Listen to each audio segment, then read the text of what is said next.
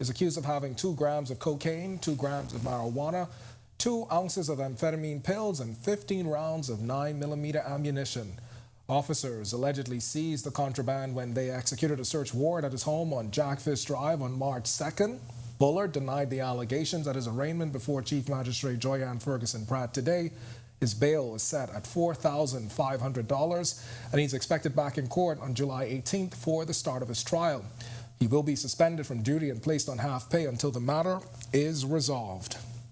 And police also taking 6 firearms and over 135 rounds of ammunition off the streets of New Providence. The weapons were seized between February 27th and March 5th. Police are questioning 13 people in connection with the weapons find. The Anti-Gang and Firearm Investigation Task Force officers also arresting 10 men for possession of an unlicensed firearm and ammunition. And now to the official opposition, calling on the Prime Minister to apologize to the public over a deficit blunder. Berthany McDermott reports how the opposition leader slammed the Prime Minister over his comments about the former administration, which he said contracted an unlicensed company to collect immigration fees. Free National Movement leader Michael Pintard calling out Prime Minister Philip Davis today for providing misleading deficit figures. In his mid-year budget communication, Davis said the country's deficit stood at $285.7 million, representing a $7.8 million increase. However, when he returned to Parliament last week, he said the deficit decreased by $5.3 million. In a strong condemnation of the Prime Minister's actions, Pintard saying Davis owes the country an apology. Then he did something even more egregious. He sought to blame the media. Well, he also blamed his speechwriter, and I guarantee you they're still employed. Speaking in Parliament last week, the Prime Minister said it was a mistake, but Pintard reasons that he shouldn't have gone a full week without addressing it.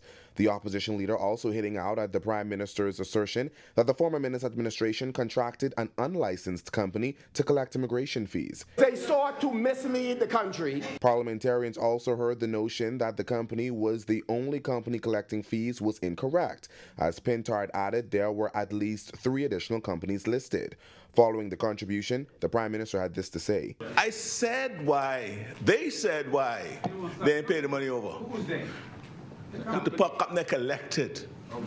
They said, and I said why. If you listen, they said they keeping them to expand their business. Pintard also shot down claims that the over $7 million in arrears was accumulated under the former F&M administration. The $7.2 million had been accumulated under his administration in 2022. Reporting for Our News, I'm Berthany McDermott. All right, thanks a lot, Berthany. Well, we've got a whole lot more to get to in a moment, but for now, it's time for your first look at temperatures. Meteorologist Greg Thompson is standing by in the Weather Center. Greg? Yeah, thanks, Candino. And happy Monday evening, everybody. We're starting off the second week of March, pretty warm. Temperatures managed to get up into the 80s once again today, and they were very warm outside with very light winds. Temperature right now outside our studios, 77 degrees with a few clouds, almost clear skies actually. Warm conditions. It winds out of the east-northeast at 7 miles per hour, and your feels like temperature hanging out in the upper 70s as well. Temperatures around the islands, 76 in Freeport as well as in Marsh Harbor, Abaco, and that's courtesy of a frontal boundary that's been lingering there. And we'll see that in our satellite picture. 79 in Alistown, Bimini, as well as in Nicholstown, Andros. Over in Great Harbor Key, we pick up a pair of 77s in Governor's Harbor and here in the capital. Into the central Bahamas, 78s in Kemps Bay, Georgetown, Arthurstown, Cat Island, and in Deadman's Key, Long Island. Coburn down San Salvador, you guys at 76. Southeast Bahamas, warmer there as well. 79 in Duncantown, Ragged Island. 78s again, once again in Colonel Hill, Cricket Island, Delectable Bay, Abrams Bay. Turks and Caicos, you are 77, and Matthewtown, Inago, you round out our temperature profile at 80 degrees. Satellite view, it's quiet across us. We do have a very weak frontal boundary hanging out just to the north of the Bahamas. That's been triggering a few isolated showers, possibly even an isolated thunderstorm to the north of Abaco and Grand Bahama. But that front is going to continue to fall apart for the rest of the evening, and it's going to pull towards the east. High pressure will build back across us, and that will continue to provide us with some very dry conditions as well as hot temperatures for the next day. That's your first look at weather. Stick with us. A look at your extended forecast is still to come. Thanks, Greg. And still to come on Our News, more teens are being diagnosed with diabetes. Our Marlena Leonard is getting to the bottom of it. But first, the immigration minister speaks up on recent migrant landings in the country And later we'll tell you just how much government will have to spend to repair Grand Bahama's Fishing Hole Road Causeway and the service road. It's all coming up when Our News returns. Are you or a loved one under medical care?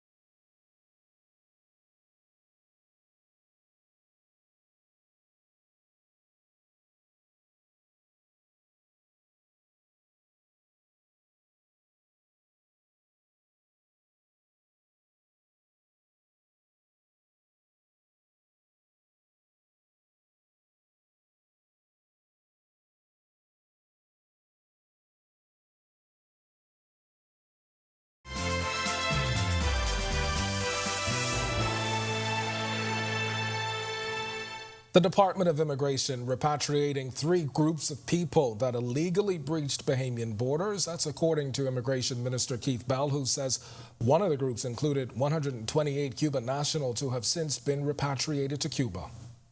The Department of Immigration saw the repatriation of 2 groups, totaling 72 persons. The first group comprised 65 Haitian nationals.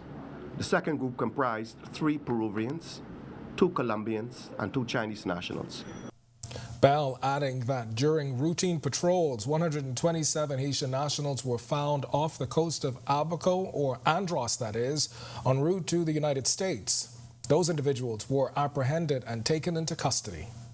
145 unlawful entrants from the Republic of Haiti that were found in waters somewhere between the Bahamas and the United States and Cuba, of course. These persons, we are in preliminary discussions with the United States authorities to determine with a view to determine whether we can repatriate them directly back to Haiti, as opposed to bringing them here to the capital. In a separate incident, 18 Dominican nationals were intercepted in waters near Bimini. It is believed that the Dominican nationals were seeking unlawful entry into the United States via Bahamian waters. All right, for more on that, be sure to visit ournews.bs. Well, for years, type 2 diabetes was known as adult onset diabetes because it was not often diagnosed in people between the ages of 44 to 65 years old. But now a local doctor is saying a different demographic is starting to see more diagnoses. Teenagers. Our Marlena Leonard has the story. Type 2 diabetes is targeting our nation's youth, according to pediatric surgeon at the Ministry of Health and Wellness, Dr. Danny Johnson. We used to call it maturity onset diabetes, type 2, because it was in the older person. Now we have the same condition, metabolic syndrome, in people 14, 15, 16 years old. And of course, the earlier onset comes with a price. Earlier complications. Their complications will start when they're 20, 24, 25. Nakia Bodie was diagnosed with type 2 diabetes in the 10th grade, and now at just 32 years old, she has already had close near amputation calls. I got the toe amputated and I was able to save the leg. And then when my foot went to go get amputated, I told them to give me a second chance. And then I called Dr. Johnson and I told him, I said, they're going to take my foot, Dr. Johnson. And then he was like, hold on, tell them not to touch the foot. Give him a moment. And then I lay there for a little while, I prayed a little while, and then they gave me a second chance. Bodie says gathering a strong support team of family and doctors is key if you find yourself diagnosed with diabetes. What isn't helpful, she says, is choosing shame as your tool to try to help. Having diabetes at 32 is very depressing. As I speak now, it's still depressing. Like, I'm overweight. My diabetes is uncontrollable. I'm trying to get it together. But to have someone in my ear saying the things that I already know, it's not helping the situation. Dr. Johnson says there are 3 keys when it comes to diabetes. Access, awareness, and action. Reporting for Our News, I'm Marlena Leonard. All right, thanks a lot, Marlene. And if you want to learn more about that story, be sure and visit ournews.bs. Well, now to this week's Work in Progress segment. We take a closer look at the Fishing Hole Road Causeway in Grand Bahama. The engineer responsible for the Family Islands gives an in-depth interview as to what will go into its repairs. Here's Atalia Hall.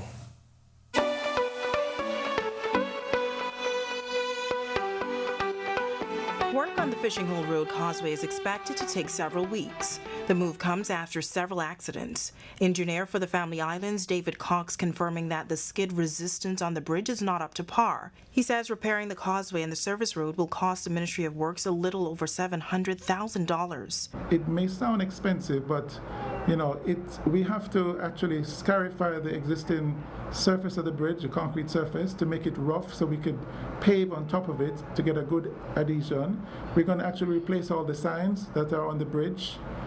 We're going to redo the striping. We're going to redo all the cat's eyes.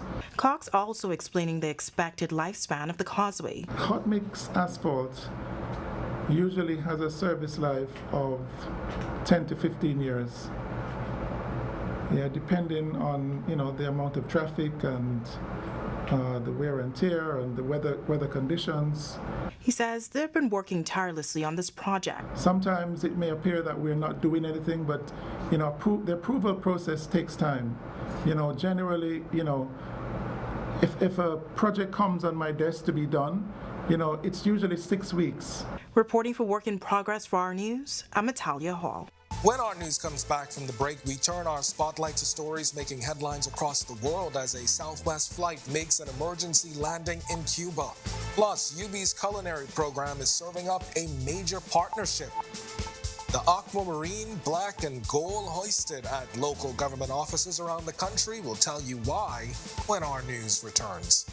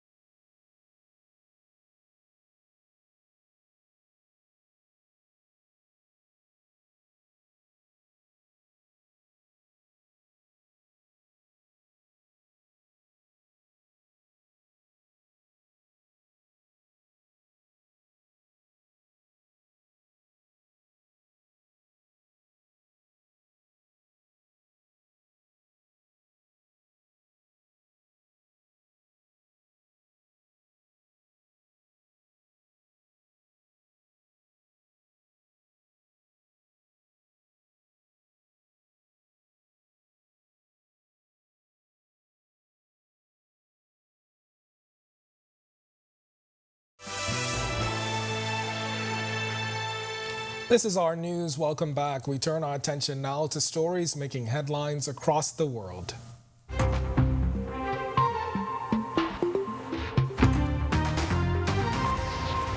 The United States and Mexico are searching for 4 Americans who were kidnapped in northeastern Mexico last week. The missing Americans who were kidnapped on March 3rd have not been identified. The U.S. government says the citizens were driving through Matadors in a white minivan when a group of unidentified gunmen shot at them. They said they were then placed in a vehicle and taken away. These sorts of attacks are unacceptable. Our thoughts are with the families of these individuals, and we stand ready to provide all appropriate consular assistance. U.S. law enforcement is in touch with Mexican law enforcement. The Departments of State and Homeland Security are also coordinating with Mexican authorities, and we will continue to coordinate with Mexico and push them to bring those responsible to justice. And again, our hearts are with the families. Ukraine President Volodymyr Zelensky says operations to defend the embattled eastern city of Bakhmut will go on and are backed by senior generals. Moscow has been trying to take Bakhmut for months as both sides suffer heavy losses in a grinding war of attrition. Capture of the city would bring Russia slightly closer to its goal of controlling the whole of one of 4 regions it annexed last September. Thousands of Nigerian opposition supporters protested Monday against the country's presidential election results as calls for a revote intensified. At least 5 political parties are challenging last month's vote, alleging that delays in uploading results from the country's 177,000 polling stations to the electoral body's portal could have allowed voter tampering. They also alleged there was voter intimidation and cases where people were barred from voting at all. Some observers have also criticized the conduct of the presidential election, including the United States. Mexican officials have found more than 340 people in an abandoned truck trailer in the state of Veracruz, including 103 unaccompanied minors. The migrants were from Guatemala, Honduras, El Salvador, and Ecuador. It is one of the biggest recent discoveries of migrant children traveling through Mexico. Officials said all appeared to be unharmed, while the driver's whereabouts remain unknown. The migrants will be cared for by Mexican social services until their status is decided. And finally, a Southwest Airlines flight that was bound for Fort Lauderdale, Florida, was forced to return to Cuba on Sunday morning after Southwest said it experienced bird strikes to an engine. In a statement, the company said the pilot safely returned to Havana, where customers evacuated the aircraft via slides due to the observation of smoke in the cabin. Airport officials said investigations are ongoing. Well, here at home, a local culinary company partnering with the University of the Bahamas to assist students in meeting expenses as they pursue culinary degrees. Our Joshua Williams has the story. The Culinary Arts and Tourism Studies Department at University of the Bahamas will now have 45,000 reasons to celebrate. The university signing a $45,000 agreement with Global Culinary Incorporated for scholarships for up to 6 students studying culinary arts. Alumnus of UB and co-founder of Global Culinary Incorporated, Chef Romero Dorset, says he knows firsthand the issues that culinary students face. We want to definitely mentor them and be a part of their journey and help the university to succeed and retain students, as I know how difficult it is. We did pledge $45,000. However, we are going to do some other things in the upcoming future that will far exceed that. University of the Bahamas President Dr. Eric Rowland says the scholarships will help to create unforgettable experiences for students. As you know, culinary graduates are in high demand in every country. Excellent chefs can market their skills everywhere in the world. And I'm pleased to know that this scholarship will give students the opportunity to participate in GCI's culinary competition, and that will certainly create unforgettable life and professional experiences for our students. UB Student Government Association President Matthew Williams believes the award can assist students in areas the national grant does not cover. I think it's a very generous opportunity for the students and one they could very much use moving forward, because the students do have an issue as it comes to finances, which the government will move forward in 2019 to implement the grant that we're currently on. But the issue with that is not everything is covered. So this scholarship could go further and help them with other necessities they have in the classroom. Reporting for Our News, I'm Joshua Williams. Still to come in Our News, today in history, find out interesting facts about the day that was March 6th and the final fight of a Bahamian boxer. Plus, Greg is back with your extended weather forecast. And then in our news at 7:30, we take a closer look at the sex crimes unit of the police force. That's coming up when our news continues.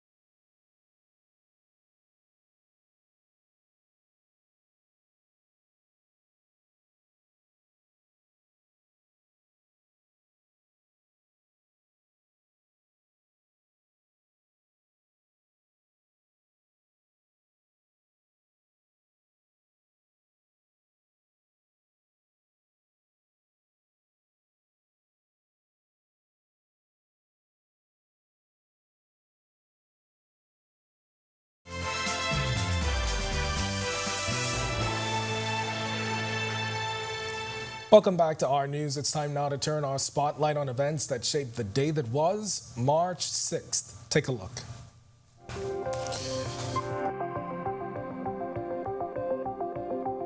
On this day in Bahamian history, in 1835, St. John's Native Baptist Church on Meeting Street was dedicated.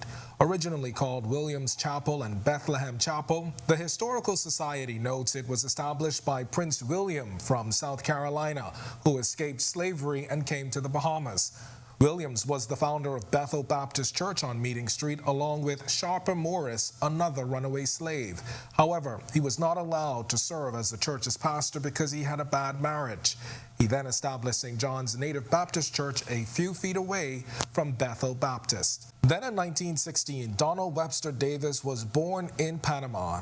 The Historical Society notes that as an educator, Davis made many contributions, including Parent-Teacher Day, Achievement Day, the Green and Yellow magazine, and the school uniform, all innovations that earned him the title, the Godfather of Education.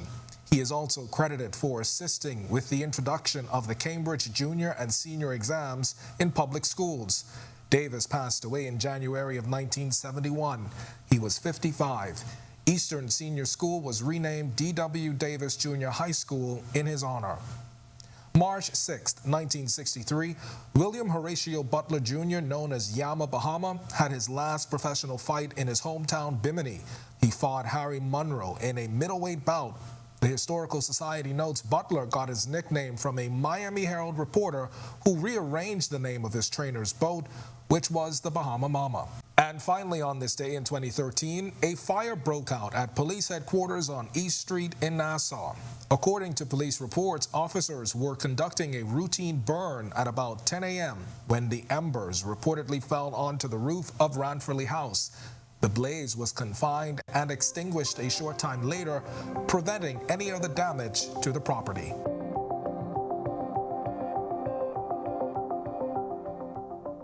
This segment of the news is brought to you by H.G. Christie. List your home in Grand Bahama with H.G. Christie. Visit our new office in the Port Lacaya Marketplace. H.G. Christie, celebrating over 100 years of service. Local government offices around the country holding flag-raising ceremonies this morning, and it's all in honor of March being recognized as Local Government Month. Chief Counselor of the City of Freeport Council, Frazette Gibson, reminding us of the importance of our flag at the ceremony in Freeport today. The colors of the Bahamian flag carry cultural, political, and regional meanings. Our flag beckons us to live a life of service to our community and to each other, as seen, for example, in the work of local government, the City of Freeport Council, and even in our own personal lives. So that wherever we live, work, visit, play, It uniquely represents our presence and essence as Bahamians. March is also internationally recognized as International Women's Month, a celebration Deputy Chief Counselor Dr. Charlene Reed Morris says they will incorporate into their local government celebrations. We celebrate this important milestone. We also recognize that this month is dedicated to the achievements and contributions of women. And we are proud to commemorate International Women's Day on March 8th. This is a time to honor the trailblazing women who've paved the way for progress and to reaffirm our commitment to gender equality and empowerment. It is also Local Government Month. All right, now to learn more about Local Government Month as well as International Women's Month, you can visit ournews.bs. That's going to do it for us in News at 7. Joining us now is Italia Hall with the latest headlines. Italia? Yes, Ken, we are still following the case of a Grand Bahama student now arraigned on threats of death. And later, how to get your rear in gear as Colon Cancer Awareness Month takes off. First tonight on Our News Live at 7:30, police gives us a closer look at the imitation firearms found in connection with the investigation into threats of death at a Grand Bahama school. A bar fight on Grand Bahama leaves a police officer injured. And later, plans for an aeronautical academy will soon be taking off. We'll tell you what that means for anyone wanting to get involved in the aviation industry. And kick colon cancer by getting your rear in gear. A local group is helping you put one foot in front of the other this weekend. Our News Live at 7:30 starts in a moment.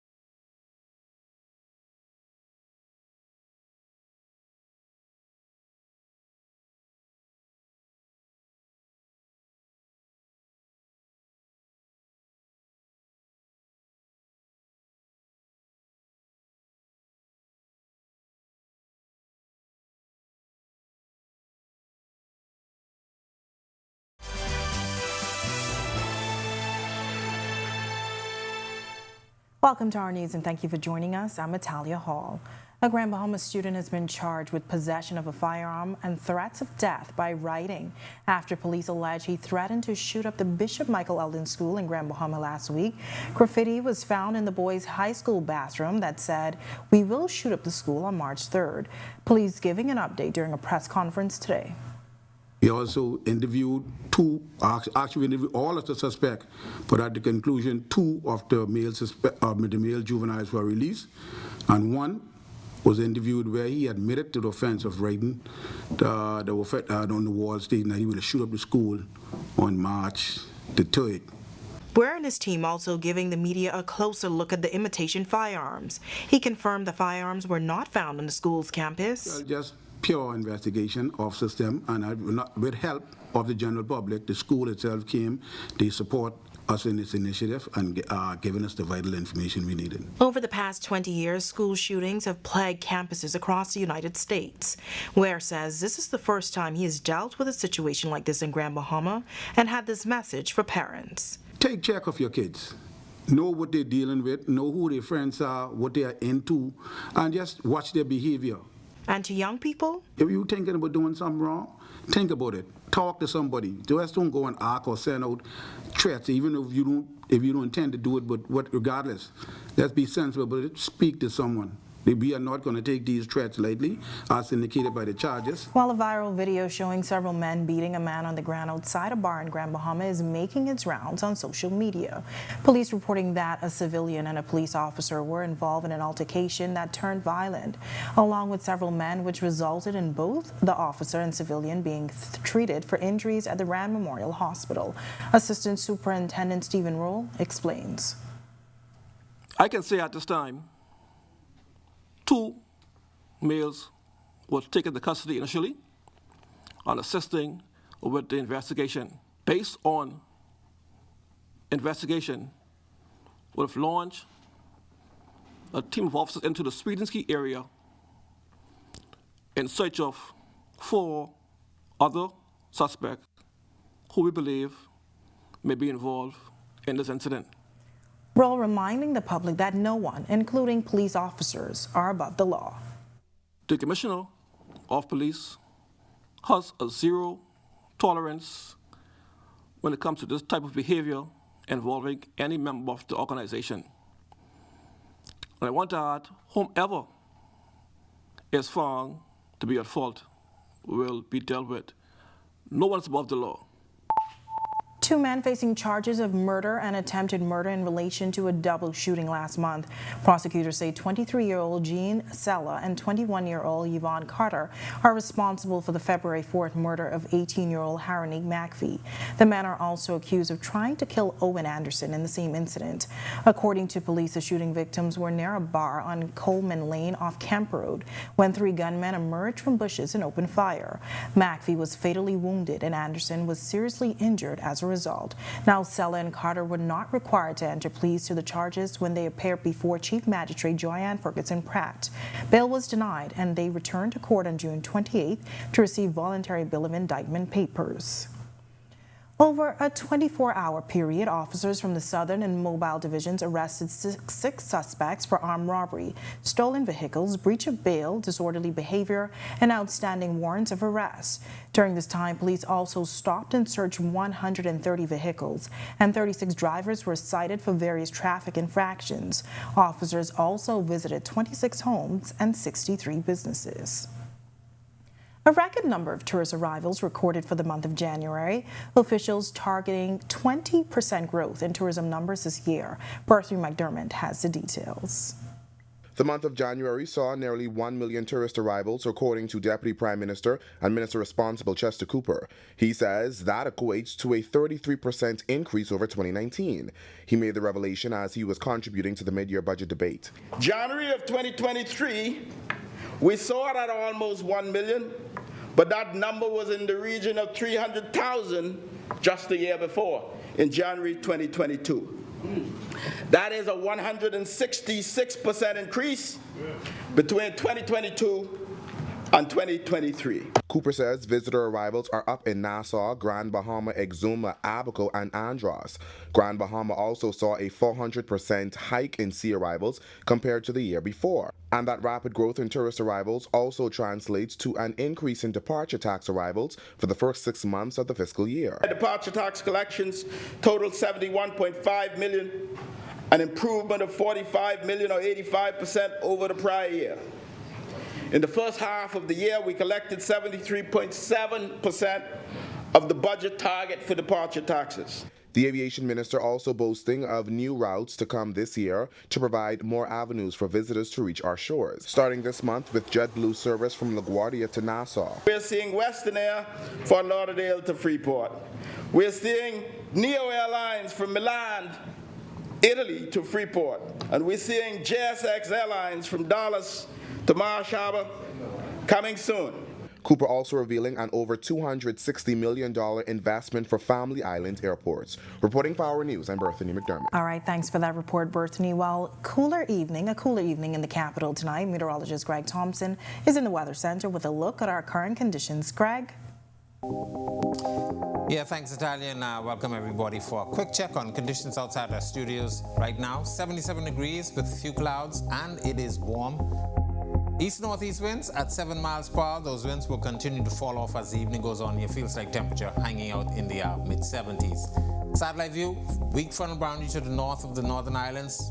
Grand Bahama and Abaco getting in on some isolated showers, possibly even an isolated thunderstorms and some clouds. But that weakening frontal boundary will continue to pull towards the east and away from us. High pressure will dominate our weather, and we should see some high temperatures getting up once again into the mid-80s tomorrow. That's a quick check on weather. Stick with us. Look at your extended forecast is still to come. Still to come on our news, how the police sex crimes unit is helping to give victims a voice. And a new academy is set to help the aviation industry take off. And later, the committee responsible for organizing the 50th edition of Carifta is just over a month away. How final preparations are ramping up. That's all coming up when our news continues.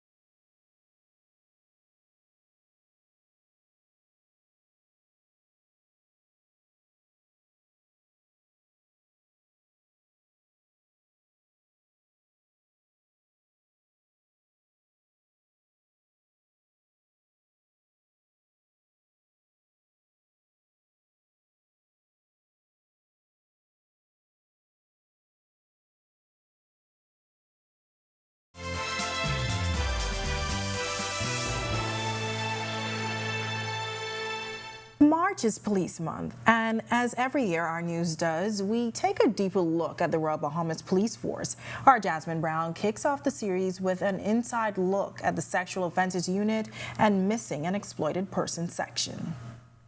From sex crimes to missing people to trafficking in persons and then child abuse. This is a unit that does all the investigations, from taking statements to making reports and then charging suspects before the courts. It's a team of about a dozen officers, and their work is not only vital, it's also unique. Officers attached to the Sexual Offences Unit and Missing and Exploited Persons section are responsible for acting as first responders to sex crimes. Not only do they gather evidence and information from the victim, they have to preserve its integrity and secure the victim's confidence and trust. Officer in charge of the unit, Assistant Superintendent Altita Bowles, says it takes a unique skill set to investigate what is often the worst experience of a victim's life. It definitely takes patience. It takes a lot of interpersonal skills. It takes a person to be non-judgmental and to treat each individual story as the first time you've heard it. And the unit is seeing results as more and more people are charged with sex crimes and convictions are being handed down in the courts. Assistant Superintendent Bowles says it's not only because of good police work, it's also because more victims have the courage to speak up. Also, since taking over the section and the team that I have here with me today, we set out our goal to do more. Investigating the most personal of crimes can also take a toll on the officers. Inspector Donna Barr says it's important they separate their private lives from their jobs. Yes, that's the only way you get through the day. because at the evenings to function, you have to leave this behind. Now the unit also takes on human trafficking cases. Reporting for Our News, I'm Jasmine Brown. Thanks, Jasmine. Well, the Bahamas will see an aeronautical academy this year. That's according to Deputy Prime Minister and Minister of Aviation, Chester Cooper. Cooper says the academy will assist with the further advancement and transformation of the aviation industry. The training will be of international standards. The first cluster of air traffic controllers will begin in this new aeronautical academy. We're taking 30 new air traffic controllers. Now, the academy will be the first of its kind in the Bahamas. Additionally, Cooper says the Bahamas entered a memorandum of understanding with Qatar Airways to look into Bahamas Air. Very soon, Qatar Airways will begin in earnest, or they have already begun. They will complete an analysis on Bahamas Air at their cost to give us ideas. Qatar Airways is one of the most successful, most profitable airlines anywhere in the world, and we can learn a few things from them, and that is what we will do. It's now time for tonight's Financial Market Minute, brought to you by RF, your local investment bank.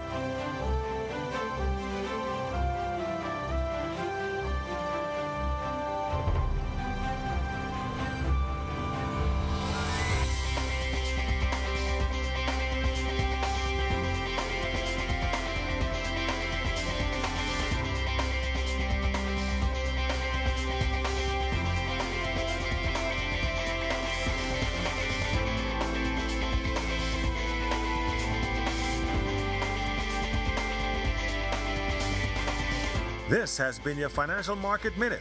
To explore the best performing mutual funds in the Bahamas, visit our website at www.rfgroup.com. When Our News comes back from the break, we are just over a month away from the 50th Carifta Games, and the local organizing committee is determined to make it shine. We'll tell you how. Plus, coming up in sports for tonight, our Carifta swim team named and ready to go. We'll tell you all the details and so much more coming up in sports tonight. And later, a local group is helping you kick colon cancer. That story and more when Our News returns.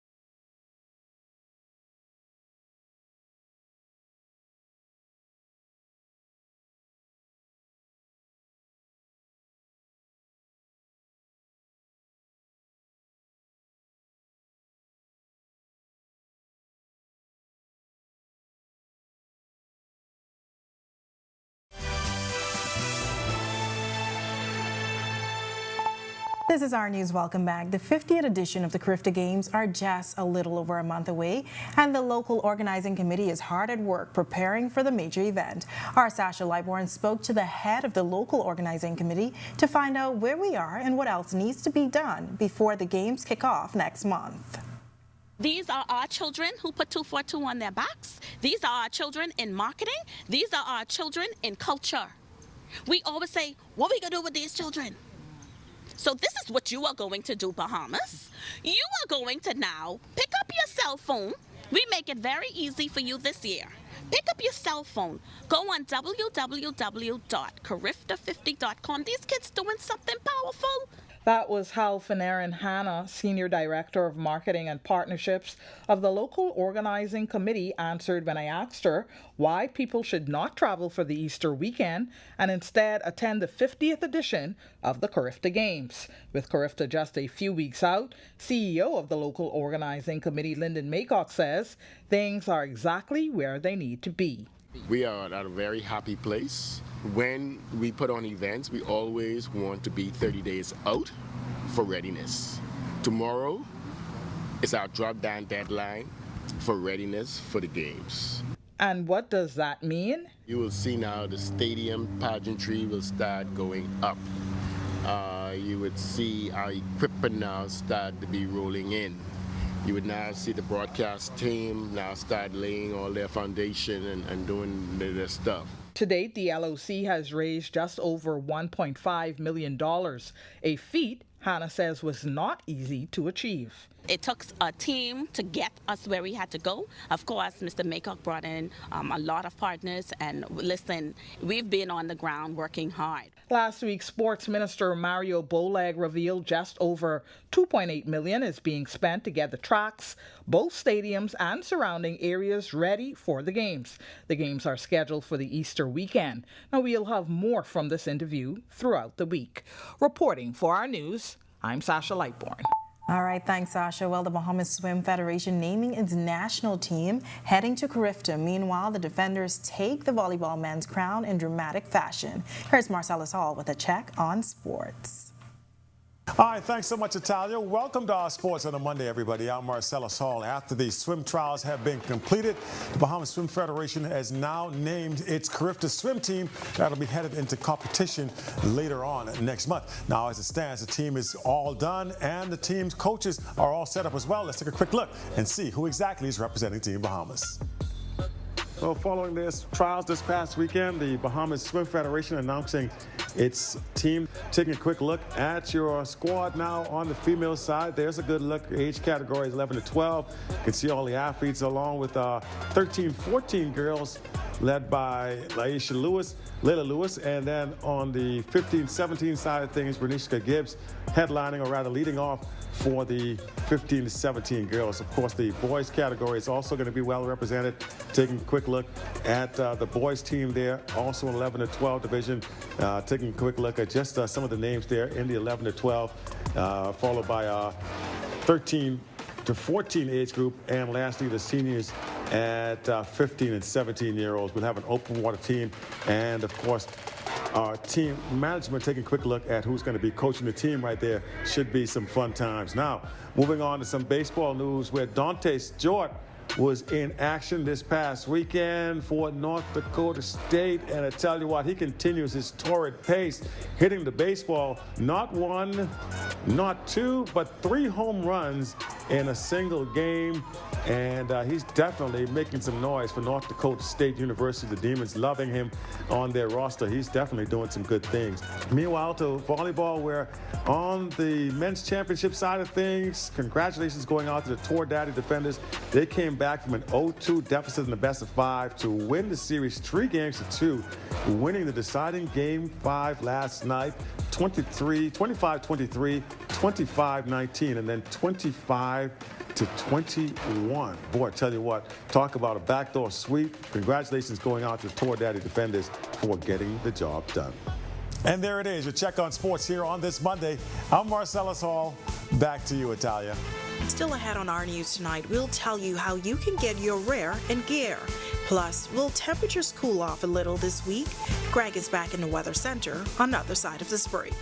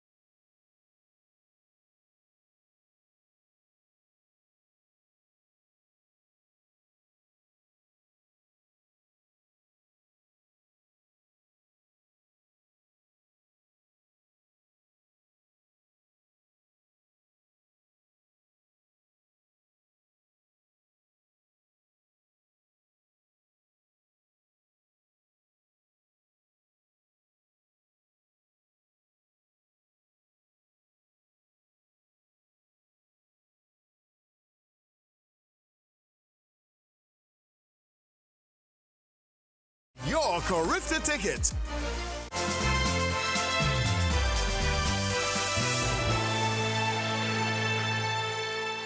Welcome back to our news. Meteorologist Greg Thompson is back in the Weather Center with a look ahead and possibly some cooler temperatures this week. Yeah, thanks, Natalia. Welcome back, everybody, for our final check on weather. We still have that ridge of high pressure out of the Atlantic across the most of the islands, and that's going to continue to provide us with dry conditions as well as some warm temperatures during the daytime. And with the cloud-free skies, we're going to see some temperatures falling off into the low 70s, upper 60s. But there's a weak front just to the north of the islands. It's a stationary one. It's weakening as we speak. Most of the activity is waning, but most of the showers and thunderstorms will dissipate later on tonight. We could see 1 or 2 spotty showers across the Grand Bahama, the Abaco area tonight, but tomorrow high pressure will be back in charge, and then we expect another front to get here sometime Wednesday with some more showers likely in the forecast. Future forecast showing that moisture up near the Grand Bahama Abaco area with that frontal boundary weakening and pulling off towards the east by tomorrow afternoon, and then by Wednesday, here comes the other front with some isolated showers expected during that time frame. Boating conditions, very nice on the waters tonight through tomorrow for northwest Bahamas. The winds will be northwest and north at 10 knots. It will fall light and variable at times, seas 1 to 3 feet over the ocean. High tide is at 7:24 tonight. For the central and southeast Bahamas, northeast to east winds at 10 knots also, and they will fall light and variable at times, seas running 1 to 3 feet over open waters. Here's a look now at your national forecast.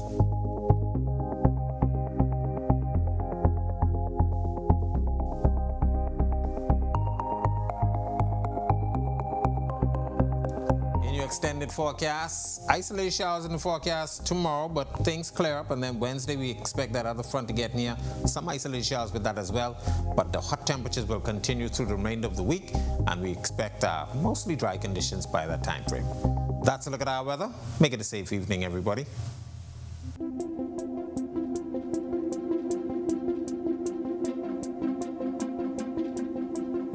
It's Colon Cancer Awareness Month, which means it's almost time for the second annual Get Your Rare and Gear Bahamas 5K Fun Run Walk. The event takes place on Saturday, March 11th on Goodman's Bay Park, beginning at 6:30 a.m.